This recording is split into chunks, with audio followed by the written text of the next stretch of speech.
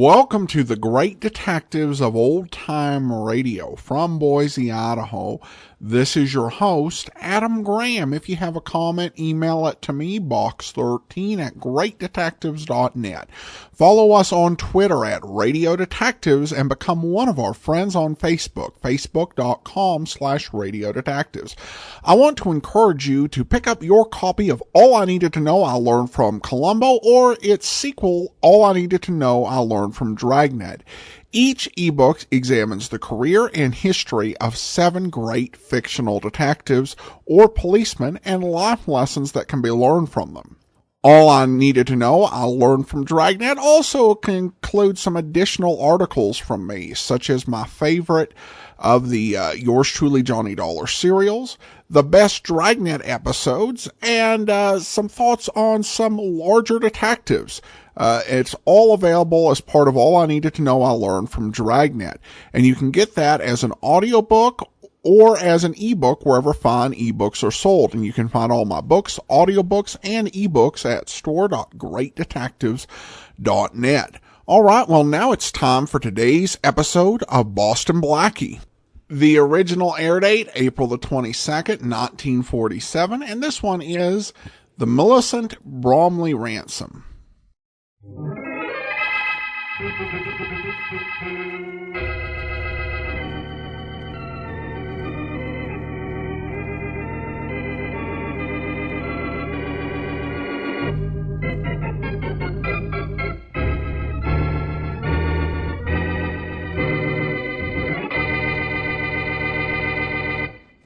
We've got to find that woman, you understand?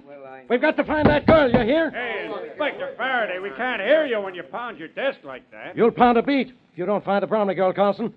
And the same goes for the rest of you, too. Look, Inspector, this is the homicide department. How come the pressure's on us to find her? Because the pressure's on the whole force. And what's more, this kind of thing leads to murder sometimes. More than sometimes. And we want to get to work before there's a murder. Okay. No, it isn't okay. What have we done so far? Inspector, we've got every radio car in the city in operation. We've called in all off-duty men, canceled all... I know what we've done, Carlson. And I know what we haven't done, too. We haven't found Millicent Bromley. She's just a 22-year-old, see? A girl who's done nobody any harm, see? And she's in the hands of thugs, see? Now, we're supposed to be great, big, strong he-men. We're supposed to be policemen. We're supposed to protect the people of this city from accidents and crimes. Yet we can't even help a 22-year-old girl. No. Faraday speaking. Inspector Farraday, this is Shorty. You know, Shorty, Boston Blackie's friend. Yeah, I know who you are, Shorty. So don't bother me. I'm busy. Yeah, I know that, Inspector Farraday. That's why I'm calling. I can make you unbusy. Oh, you can you? Yep. Well, isn't that nice?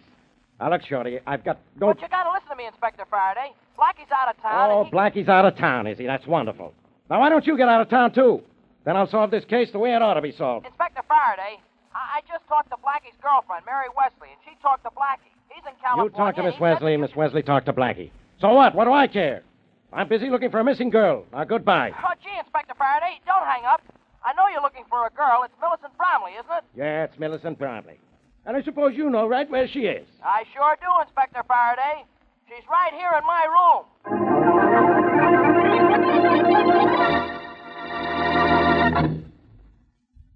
And now on to tonight's adventure of Boston Blackie. Enemy to those who make him an enemy. Friend to those who have no friend.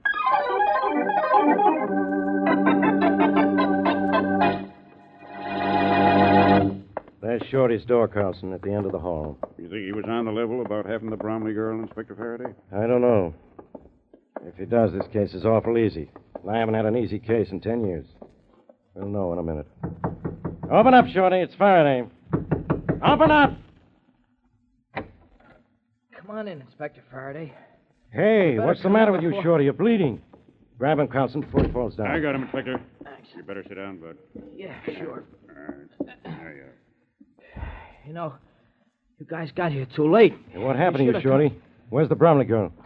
I don't know, Inspector Farraday. Uh-oh, Farraday. You said this might be one of Blackie's gags? Yeah. Oh, no, Inspector. This ain't no gag. She was here, but somebody slugged me from behind, and when I came to, she was gone. Oh, yeah? So help me, that's the truth. Take this down, will you, Carlson? You bet, Inspector. Okay. Now, Shorty, Blackie put you up to this, didn't he? No. It's his idea of a gag. Or maybe he's mixed up in this. Honest, Inspector, all Blackie had to do with this was to tell me to call you up and say the girl was here. But the girl wasn't here, was she? But she was, Inspector Farraday. Honest, she was. She was right there on that couch there when I was talking to you on the phone. All right, she was right there on the couch. How'd she happen to get here? You grabbed her, didn't you? No, honest, Inspector Farraday. She was here when I got here. And the professor was here, too. He said she was his niece. The professor? Who's he? He's a guy I know. Nice guy, too. He's used my room before, but he's never brought anybody with him before. Especially anybody he swiped. How did you know the Bromley girl wasn't the professor's niece if the professor said she was his niece? Well, the professor left and told me to let the girl sleep. I turned on the radio in the other room, and I heard what the Bromley girl was wearing. Now, this girl was wearing the same thing. Sure. I went over to wake her up and ask her if she was the Bromley girl, and then I saw she was doped. And then, suddenly, something hit me on the head. You're lying, Shorty. If I'm lying, you think I hit myself on the head? I wouldn't doubt it. Ah! I think this whole thing is phony. Now, come on, who's this professor? Is that Blackie? Or is he something else Blackie dreamed up? No. Honest, Inspector Farraday. The professor's a real guy. He's real, huh? Yeah. All right, where does he live? I don't know. Oh, you don't, huh? Well, isn't that convenient? Shorty, you're number one on my suspicion parade. And maybe the charge will be murder, which is another way of saying you're under arrest.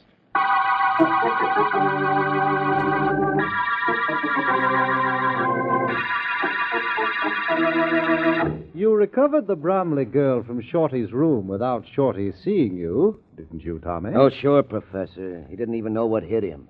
And the Bromley dame's still sleeping in the next room. Splendid. Now, I want you and Bill to listen to me very closely. I think I know what we're going to do next, Professor. I hope you do, Tommy.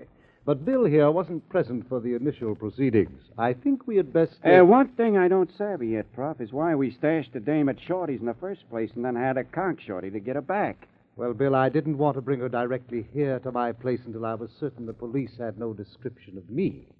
So it was expedient for the girl and I to remain in someone else's abode until I could ascertain whether or not it was safe to lodge her here.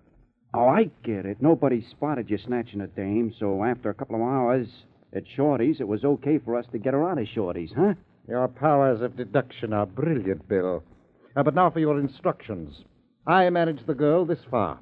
As Tommy knows, she'll be in your care from now on. Yeah, sure, Prof. We keep her here, Prof? No, Bill. You will take her out to our farm and wait there for the delivery of the ransom money.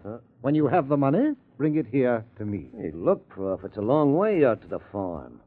What if the Bromley dame wakes up on the way out and starts yelling? I don't think you will have any trouble with her, Tommy, asleep or awake. Well, if we do... Oh, no, you won't, Tommy. We'll have none of that. Oh, but, Prof, if she starts to queer our The plans... girl is not to be mistreated in any way, do you understand? Well, I'll see that everything goes all right, Professor. I'm certain you will, Tommy. And what about after we get the dough? What do we do with the dame then? Release her, by all means, and show her the greatest courtesy while she's in your care. Okay. Now, how do we get the money? My dog will bring it to the shack. Huh? The dog, Prof. How's the dog going to bring us some money? Where's the dog going to get it? The ransom note I have just prepared states that they will find my dog leashed to a tree on the Oxford Road 6 miles west of Havensville. Yeah? They are to strap the packages of money, $50,000, in $20 and $50 bills, all old money, to the dog's back and untie him from the tree. And then say, now, go home. The dog will do the rest. Yeah, but, Professor, won't somebody follow the dog? Why do you think I'm going to such fantastic measures to procure the ransom money, Tommy? Perhaps someone will try to follow my dog, but it'll be impossible. I have trained him for months to run a devious course at top speed and to duck through thickets and backtrack in the densest underbrush. And parts of the terrain over which he will travel with the ransom money will be impassable to man. No, Tommy, no one will follow my dog, but they're perfectly welcome to try.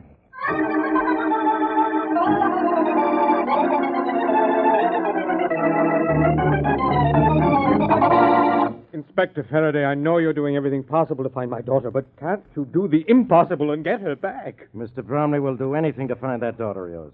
But you can help us if you give us the details of the ransom But note. I haven't received a note. Mr. Bromley, I know exactly how you feel about this. You think you're protecting your daughter by not cooperating with the police because the note says not to But, contact the police. Inspector Farraday, you must believe me. I have not received a note. You haven't, huh? No. But when I do, you can be sure I'll contact you no matter what the note says. Will you promise me that? Even if the note warns you not to come to us? I'm no fool, Inspector. I know you can handle these fellows far better than I. Well, I'm glad you realize that. If more people realize that, there'd be far less crime. You'll get complete cooperation from me, don't worry. But isn't there anything you can do before I get the note? We've done all we could on the leads we've had. Well, this Shorty person, what does he know about it? I don't know. He tells a story that makes some sense, but not enough to suit me. I still think he's mixed up in this some way. Or Boston Blackie is. You're holding Shorty? No, I had to let him go. Not enough on him. Well, this story he tells about a professor. Perhaps that's your lead. It is a lead, and we're working on it. But so far, we haven't been able to find any professor. But certainly this Shorty must know where he lives if he knows him well enough. Mr. Bromley, you don't know underworld people. If Shorty's telling the truth about a professor, he may also be telling the truth when he says he doesn't know where he lives. Well, some of the best-known people in the underworld have hideouts that no one knows about. Not even members of their own gang. Oh, I see. But don't worry, Mr. Bromley. We'll find... Come in. Inspector Farraday. Yeah, Carlson, what do you want? I've got something you want, Inspector. We got a tip on where a guy they call the professor may be hiding out. Oh, thanks heaven. You have, huh? Good. Where? In a brown house on Front Street between Canal and the Bay Bridge ramp. Front Street, huh? Yep. That's near where Shorty lives. Maybe he was telling the truth. Inspector, now maybe we'll find my daughter. I hope so, Mr. Bromley. Maybe you'd like to come along with us. I'm going down to Front Street in person to teach that professor a lesson.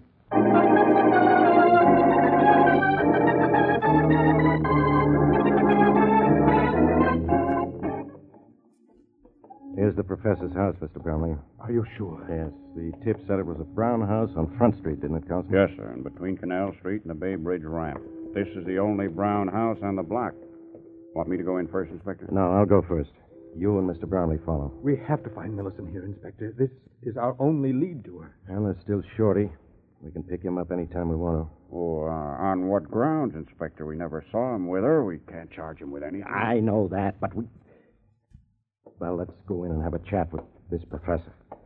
There won't be shooting, will there? If there is, Mr. Bromley, I'll start it. My gun's all set. Hey, why not try the door, Inspector? It might be open. All right, but watch it. You'd better step back a few feet, Mr. Bromley. That's all right, Inspector. I'm not afraid. Door's open. Let's go in. But slowly. Doesn't look to me as if this house has been lived in lately. Some people don't care how they live, Carlson. Inspector, there's a light shining from under that door. There. Yeah, I just saw it, Mr. Bromley. Come on, let's have a look. Ready with your gun, Carlson. Ready? But be careful. He may be holding my daughter as a shield. Please, be careful. We'll watch out, Mr. Bromley. Okay. I'm going to try the door. I'm all set. Fling her open if she isn't locked. And there's our professor. Okay, Prop. What the... matter, Inspector Farraday? Nothing much, Mr. Bromley. But there's a lot the matter with the professor. He's dead.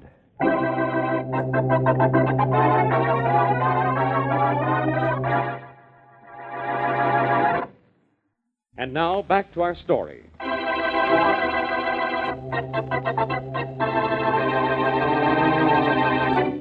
22-year-old Millicent Bromley is missing, but is later found by Shorty, a friend of Boston Blackie.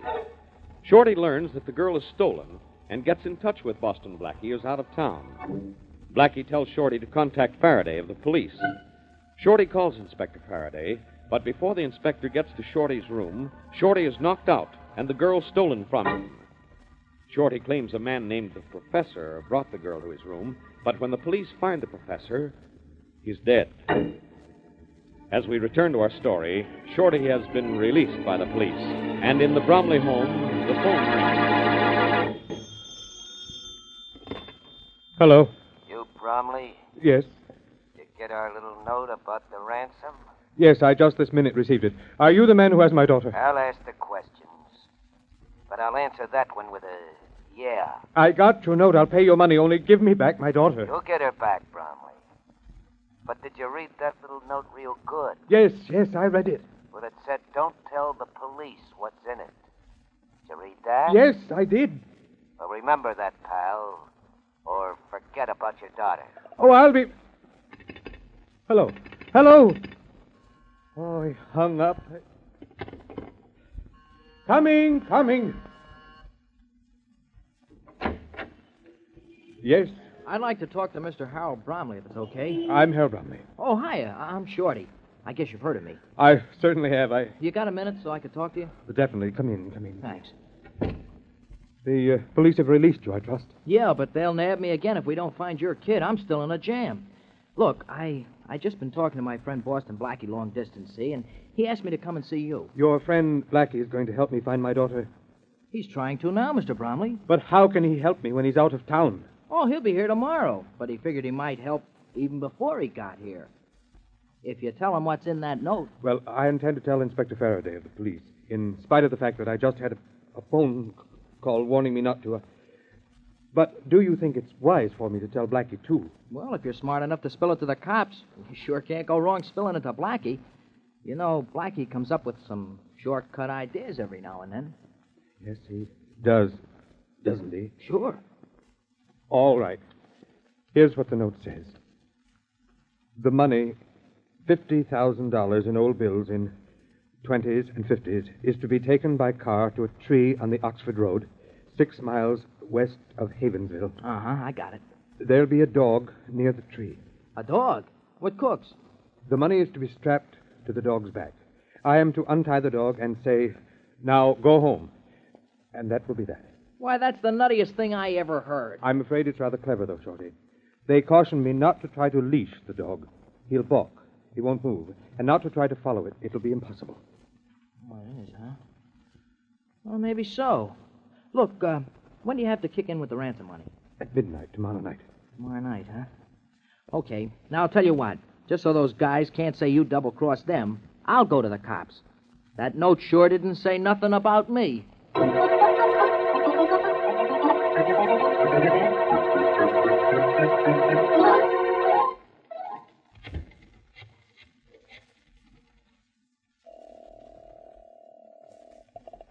51 Sunset Parkway. Good evening. Hello, Harry. This is Shorty. Oh, yeah, Shorty. Any more news from Blackie? Well, there's a telegram here for you. Yeah, that's what I meant. I guess it's from Blackie telling me what plane he's coming in on. Well, it got here just 3 minutes ago. Read it to me, will you? Okay, just a minute. Yeah, good. Here you are, Shorty. Okay. Read it slow. Okay, it's from Blackie, all right. What plane's he coming in on? Well, here's what his wire says. Yeah? Weather impossible. All planes grounded. Phone me here about note as soon as you know something. Signed, Blackie. Okay, Harry, I'll do that. Blackie says he'll tell me what to do next, huh? Gee, I sure hope so.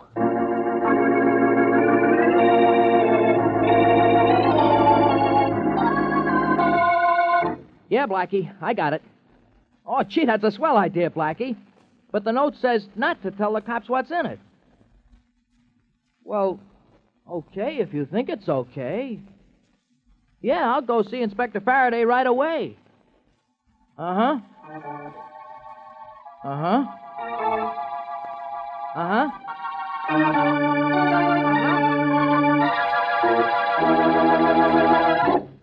Look, Shorty, you want to spend the rest of your life in this office of mine? Maybe.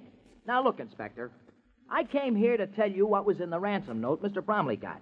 He got the note? You know what's in it? Sure. How do you know? Did you write it? No, I didn't. Mr. Bromley told me what was in it. He told you? Uh-huh. Why didn't you say so in the first place? Because you've been screaming your head off ever since I walked in that door. Well, I'll scream some more if you wait any longer to tell me what's in that note. Okay. Here it is. Now, at midnight tonight, we take $50,000 in old bills, 20s and 50s, to a tree on the Oxford Road, 6 miles west of Havensville. I know, the old gag. Leave it in a hole in the tree, huh? Oh, no. There'll be a dog there. Yeah, I thought. A dog? Yeah, a dog, tied to the tree. We strap the money on the dog's back, untie the dog, and he scrams with the dough. That's fine. Just how are we going to follow a dog? Those things can run, and they probably got this one trained to break records. Yeah, I guess maybe they have, Inspector Farraday. But Blackie's come up with an idea how we can trail the dog without following him. He has. Uh-huh. How are we going to do it? Tie rockets to our pants?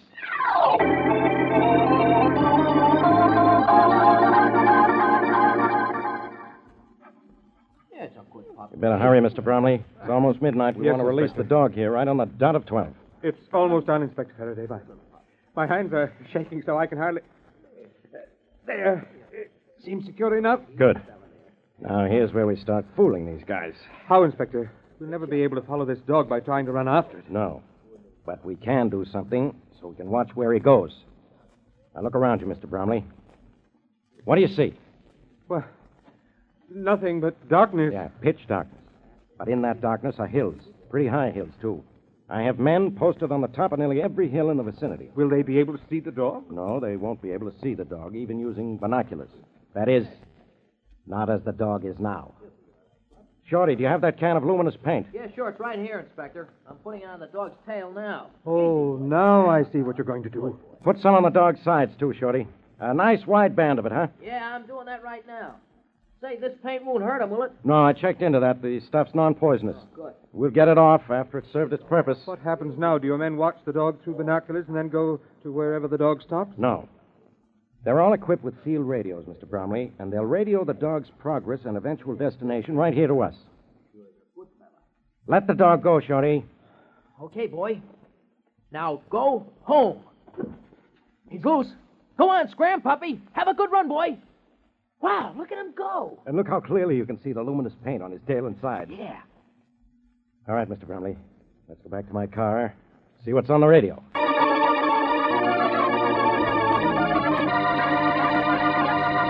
This is Sergeant Lawrence in north position. The dog just crossed Highway 6 going due west. I followed him straight west until he disappeared into a pass. This is Carlson, west position. The dog just passed below us, heading up the bank of the Owl River, 7 miles from the Staten Bridge. He's now heading into open country in the direction of Plainfield. This is Williams on a hill near Plainfield. The dog just arrived at the farmhouse 18 miles north of Plainfield. As I'm watching now, the door has been opened by someone on the inside. The dog has entered the house. All right, Inspector Farraday, it's all yours. 40,920, 40,000. You know, Tommy, I still don't see why we knocked off the professor. 40,900. Well, Bill, we got rid of the professor because $50,000 splits bigger 2 ways than 4. 4 ways? Yeah. Yeah, I have a surprise for you, Bill. You, the professor, and I make 3, but the Bromley girl makes 4. Huh? I don't get it. This was a deal cooked up by the Bromley dame herself to get money from her tightwad father. You levelin'. The prof didn't snatch that dame. No. Neither did we when we took her out of Shorty's room. No, that was all a part of the Bromley girl's deal with the professor. The professor said he'd go in with her if he could drug her and keep her in somebody else's joint while the heat was good and hot. Well, any dame that'd do that to her own father just to get money from him, what... Hey, what's happened to the lights? Oh, what do you think happened to them? They went out. We didn't touch a thing. We didn't Hey, I don't like this. Let's get out of here. Okay, but what about the Bromley dame? Never mind her. Come on. We'll run across the yard to the barn. All right, you guys. Stay where you are. Yeah, a lot of cops. Don't move either of you.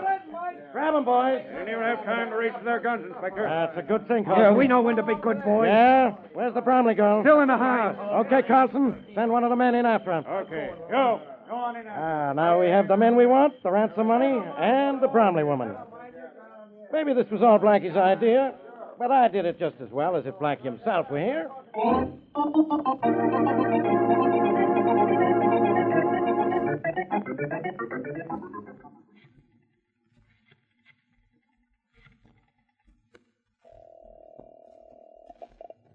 Police headquarters, homicide. Carlson, this is Inspector Farraday. Oh, yes, Inspector. Where are you? The commissioner wants to congratulate you. I'm home in bed. I just had an idea. You know where Blackie is? Still grounded on the coast, I hear, but there's... Well, I want to send him a wire. Take this down. Yes, sir, but... Here it is. Here it is. Recovered Millicent Bromley, who was just pretending to be kidnapped to extort money from her own father. But, Men I thought abductors killed Professor, as you said they did. But, I added a touch of my own in capture to protect Bromley girl. But, Cut power lines to farmhouse, knowing they would fear trap when house went dark. They ran out of house, and I nabbed them without endangering girl. Who's brilliant now? Sign it, Farraday, huh? Just a minute, Inspector. I've been trying to tell you there's a wire here for you. Got here about 6 hours ago, according to Desk Sergeant. 6 hours ago, huh? Yeah. And that was before we got to the farmhouse. Probably from Blackie with some crazy, no-good idea. Read it to me anyway. Yes, sir. Just a minute. Here it is, here. From Blackie, all right. What's he say? He says, judge from use of dog, kidnappers are holed up in farmhouse or country home. To avoid danger to Millicent Bromley in event of shooting, suggest you cut power lines. Throwing house in darkness will possibly force them outside where you can nab them without risking life of girl. Don't bother reading the rest of it, Carlson. And don't bother sending my wire to Blackie. And wipe that smile off your face, Carlson. It isn't that funny.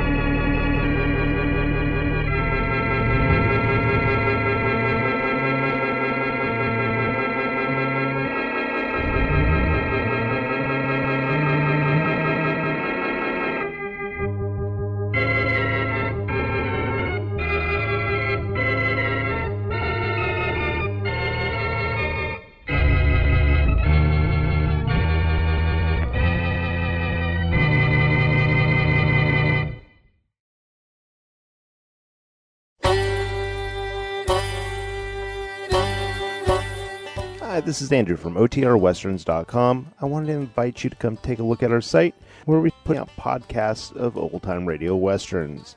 Check us out at OTRWesterns.com. You're listening to The Great Detectives of Old-Time Radio with Adam Graham. Now let's get back into the show.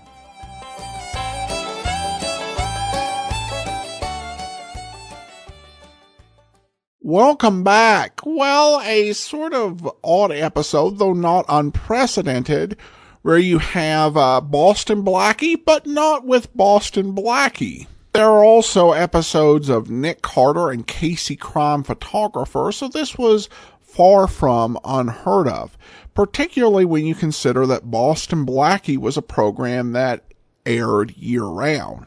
So it would happen on occasion that the star would not be available. Sometimes they would replace the actor who usually played the lead character with another actor, and that was done on a lot of series like Michael Shane or The Man Called X or Let George Do It. But sometimes the script was just written so that you didn't have to have the lead character there. And even then, Blackie got the last word. All right, well, listener comments and feedback now. And we'll start with a comment regarding episode 2460. Tim comments on the website, just got around to listening to this. Your comments on the plot were on the money. There was another problem. In the opening, the bookie answered the phone, and some extras were also heard taking bets. The second voice was Farraday, and a little later, Dick Colmer was heard in the background. Undercover assignment at the bookmakers? No, just the principal actors doubling as extras. I was waiting for Blackie and Farraday to bust the hold-up man, or at least explain their presence. Well, good catch, Tim. And I will say that that sort of doubling up even does happen today in audio dramas. I listen to a lot of the Big Finish productions, and whenever they have monsters or crowd, the way they do that with the audio drama is they actually will have actors, including the principal actors on the program, make the animal sounds or crowd sounds or whatever, massive voice work they're needing. So if you listen to a Big Finish Doctor Who audio drama, often the doctor actor will be playing some of the monster voices, but generally in a bit more subtle way. If it's obvious that you're hearing that voice, then it's a bit more problematic. Good catch, Tim. Thanks for the comment. Now we have a comment from David, who says, Hi, Adam. And this one, I should say, comes in regards to episode 2472, the Aggie Rogers murder. I know that the plots of Boston Blackie often seem too absurd to be real, but the Aggie Rogers murder is actually a case of truth being stranger than fiction. The script is based on the real-life story of the Collier brothers. The Collier brothers, both of whom were quite elderly, were extreme hoarders who lived together in a huge ramshackle mansion in Harlem that they had outfitted with booby traps. Homer Collier was paralyzed and never left home. He relied on his brother Langley, who rarely left the home to feed and care for him. One day, one of their neighbors called the police complaining of a smell coming from the Collier house. When police went inside, they had to climb over all the hoarded items and avoid the booby traps.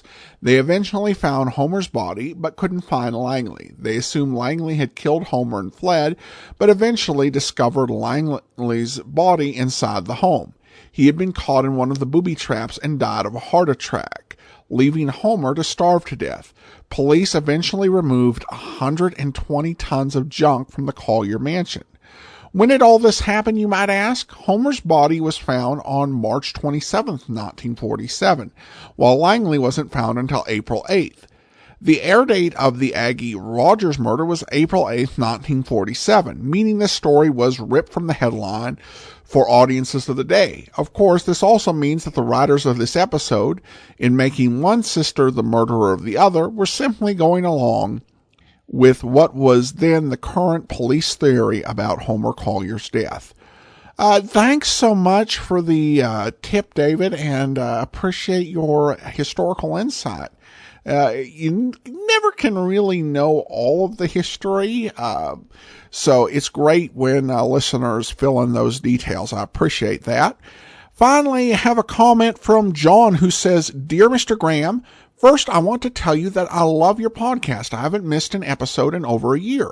I wanted to tell you first so that you know I'm meant to be helpful with my criticism.